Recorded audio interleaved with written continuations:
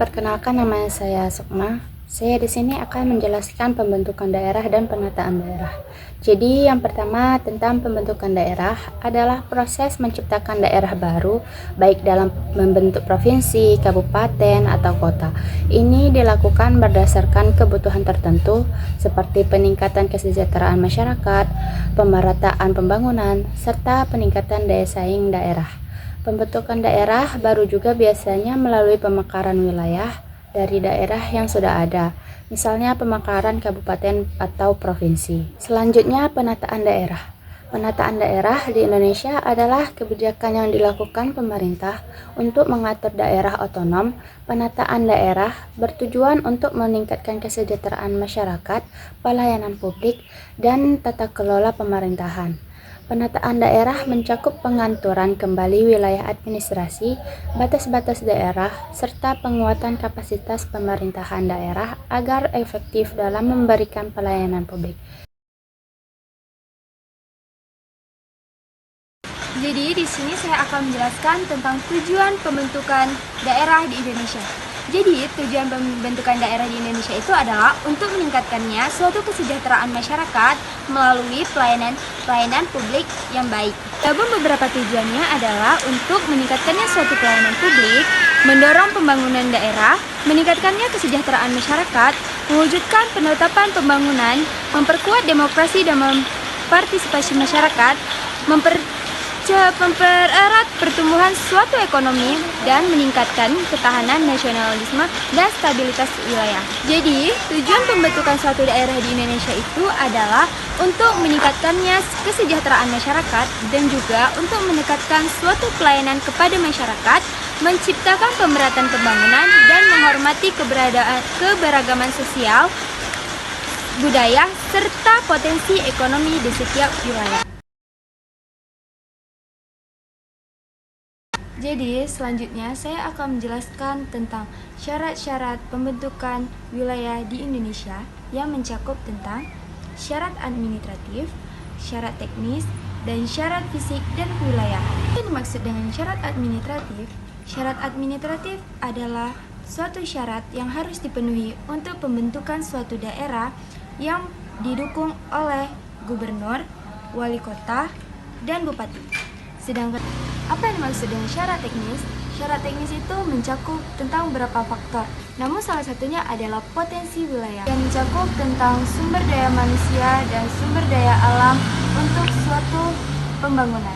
Syarat fisik dan kewilayahan mencakup tentang batas daerah yang jelas, aksesibilitas, dan infrastruktur. Apa yang dimaksud dengan batas daerah yang jelas?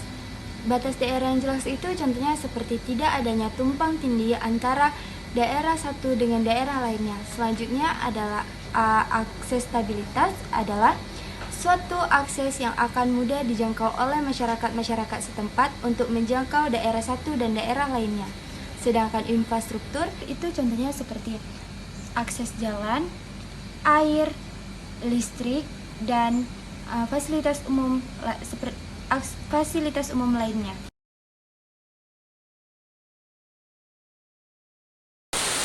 Nah, baik, di sini saya akan menjelaskan tentang mekanisme pembentukan daerah pasca reformasi, di mana pasca reformasi pembentukan daerah diatur dalam Undang-Undang Nomor 23 Tahun 2014 tentang pemerintahan daerah dan peraturan turunannya. Mekanisme pembentukan daerah melibatkan beberapa tahap. Yang pertama, pengusulan pembentukan daerah. Yang kedua, kajian dan evaluasi oleh pemerintahan pusat. Yang ketiga, moratorium dan kebijakan pemekaran. Yang keempat, pembahasan dan persetujuan DPR RI. Yang kelima, peresmian dan pengangkutan pejabat sementara. Yang keenam, tahap konsolidasi dan pembangunan daerah baru.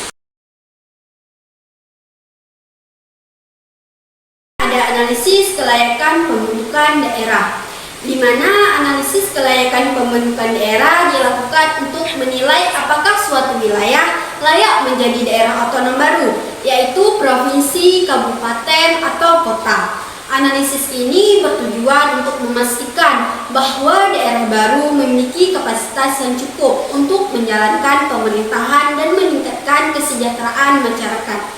Ada beberapa aspek yang digunakan dalam analisis kelayakan pembentukan daerah. Nah, yang pertama, aspek administratif.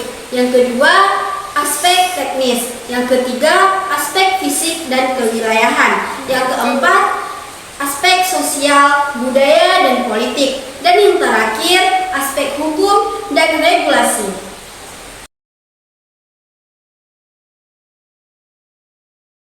Baik, di sini saya akan menjelaskan tentang kasus pemekaran Kabupaten Bekasi menjadi Kota Bekasi dan Kabupaten Bekasi pada tahun 1996. Sebelum tahun 1996, Kota Bekasi masih menjadi bagian dari Kabupaten Bekasi. Namun karena perkembangan penduduk dan ekonomi yang pesat, wilayah Bekasi dipandang perlu dimekarkan agar pemerintah lebih efektif dalam melayani masyarakat. Pada 16 Maret 1996, berdasarkan Undang-Undang Nomor 9 Tahun 1996, Bekasi resmi dimekarkan menjadi yang pertama ada Kota Bekasi, wilayah perkotaan yang berkembang pesat. Yang kedua ada Kabupaten Bekasi, wilayah yang lebih luas dan banyak terdiri dari daerah industri dan pertanian. Alasan pemekaran Kota Bekasi, yang pertama ada pertumbuhan penduduk pesat. Bekasi menjadi salah satu daerah dengan urbanisasi tinggi karena dekat dengan Jakarta. Yang kedua ada perkotaan yang semakin padat, perlu adanya pemerintahan yang lebih fokus mengenai masalah perkotaan seperti transportasi, perumahan, dan infrastruktur. Yang ketiga ada percepatan layanan publik agar masyarakat Kota Bekasi dan Kabupaten Bekasi bisa mendapat layanan yang lebih cepat tanpa harus ke kota pemerintahan yang jauh. Yang keempat ada peningkatan pendapat daerah dengan pemekaran. Kedua daerah bisa lebih fokus mengelola sumber daya masing-masing. Hasil dari pemekaran Kota Bekasi berkembang pesat menjadi kota mandiri yang kini menjadi salah satu kota satelit penting bagi Jakarta. Infrastruktur semakin berkembang termasuk jalan tol, pusat perbelanjaan, dan perumahan modern. Sedangkan Kabupaten Bekasi tetap menjadi pusat industri terbesar di Indonesia dengan banyaknya kawasan industri seperti Cikarang dan MM2100 yang menyerap banyak tenaga kerja. Tantangan setelah pemekaran, ada ketimpangan infrastruktur Kota Bekasi berkembang pesat, sementara beberapa bagian Kabupaten Bekasi masih tertinggal dalam hal infrastruktur berdasarkan seperti jalan dan drainase. Kemacetan dan tata kota Bekasi menjadi masalah kemacetan dan banjir yang belum teratasi sepenuhnya akibat urbanisasi yang terlalu cepat. Kasus Bekasi ini menunjukkan bagaimana pemekaran daerah bisa berhasil jika dilakukan dengan alasan yang jelas dan perencanaan yang baik. Namun setelah ada tantangan yang harus dihadapi terutama dalam pengelolaan infrastruktur dan tata kota. Nah, jadi kesimpulannya, pembentukan dan penataan daerah di Indonesia merupakan bagian dari kebijakan pemerintahan yang bertujuan untuk meningkatkan efektivitas pelayanan publik, mendorong pembangunan daerah, serta memperkuat demokrasi dan stabilitas nasional. Nah, pembentukan daerah baru dilakukan melalui mekanisme pemekaran wilayah yang mempertimbangkan aspek administratif, teknik, fisik, kewilayahan, nasional budaya serta regulasi hukum.